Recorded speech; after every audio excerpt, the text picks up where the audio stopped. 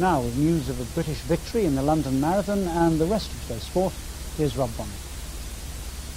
Eamon Martin, Britain's 10,000 metre Commonwealth champion, has won the London Marathon in his first ever attempt at the distance. The women's event was won by the defending champion Katrin Dora of Germany, with Britain's Liz McColgan third. 34-year-old Eamon Martin is Britain's 10,000 metre champion, but surprised everyone in his first marathon attempt by showing the stamina to stick with the leaders all the way. And with quarter of a mile to go to the tape on Westminster Bridge, he still had the strength left to sprint away from Rico of Mexico.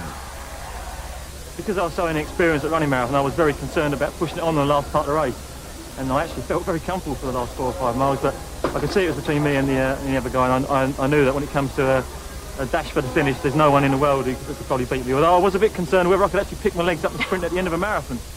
It's been a great week for Eamon Martin. A new career beckons, and his son was born only 3 days ago. But he doesn't intend to give up the 10,000 metres for the marathon in this year's Athletics World Championships. But it was a disappointing race for another track champion, Liz McColgan, who only recently started marathon running and has won 2 of these races. She fell back to 3rd place today after 23 miles. And last year's London winner, Katrin Dora, drove ahead of Lisa Ondiki to win another final sprint. Britain completed a fine clutch of well-placed results with the wheelchair race. Ivan Newman broke the course record, coming in second. Tim Mabey, BBC News. Arsenal have won today's Coca-Cola Cup final at Wembley. They came from behind to beat Sheffield Wednesday by 2-1. The first of 2 cup final meetings between these two clubs in a month began with a Sheffield goal after 9 minutes, scored by the American John Harkes. Arsenal, though, took only another 9 minutes to equalise. Paul Merson, later to be named man of the match, was the scorer. Chris Waddle, unwanted by England, then created an opportunity for Mark Bright to re-establish Sheffield Wednesday's lead, but Seaman saved. Waddle and Wednesday faded in the second half, and Arsenal's winning goal came 22 minutes from the end. Steve Morrow pounced on a poor defensive clearance to score his first goal for the club. But in the celebrations which followed the final whistle, Morrow was apparently dropped by his teammates. As they collected the trophy, the man who'd secured their victory was on his way to hospital, suffering from a broken upper arm. Duncan Jones, BBC News. Meanwhile, Aston Villa have kept up the pressure on Premier League leaders Manchester United by beating Manchester City 3-1. Villa too had to come from behind. Dean Saunders' first goal in 12 games just after half-time made it 1-1, and then they were awarded a penalty as Curl inexplicably handballed. Gary Parker put Villa ahead. A third followed from Houghton to the delight of Villa's manager Ron Atkinson. So Manchester United's lead at the top is cut back to just 1 point. Both teams have 3 matches to play. England have won Rugby Union's World Cup 7-a-side tournament at Murrayfield, beating Australia in the final. The result avenges Australia's victory in the 1991 15-a-side World Cup and looked certain once Tim Rodber had scored England's 3rd try to set up a 21-point lead.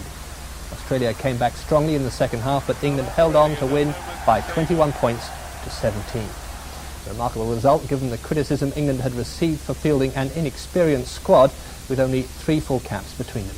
Martin. Tonight's main news again.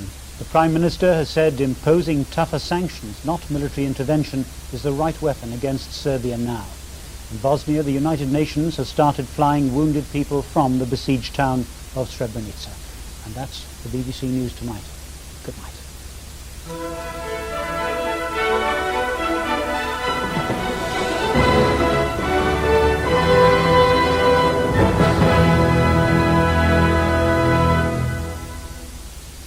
Leaders reacting too slowly to the horrors of Bosnia, lagging behind public opinion, unwilling to act decisively.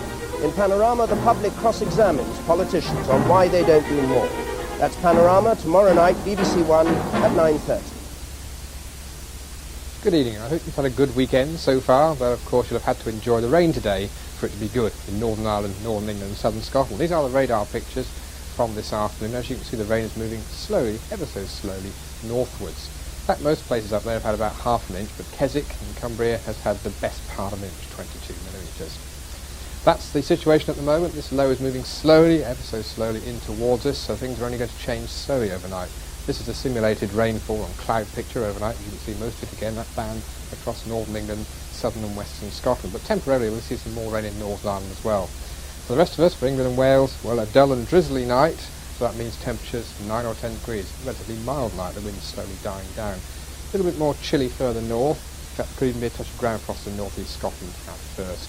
Starting dull tomorrow then, again the heaviest rain in western Scotland, but pretty drizzly down through to northern England as well, down the western side of the coast. It'll start bright though for central and eastern England, well bright I suppose, at least dry, and fairly bright up in Shetland. The rain will get through to Orkney and Shetland during the afternoon. At the same time we'll see the cloud break up in many places, and as a result of that it could turn out to be quite warm once again. Someone's going to see 17 degrees. That's all from me. Good night.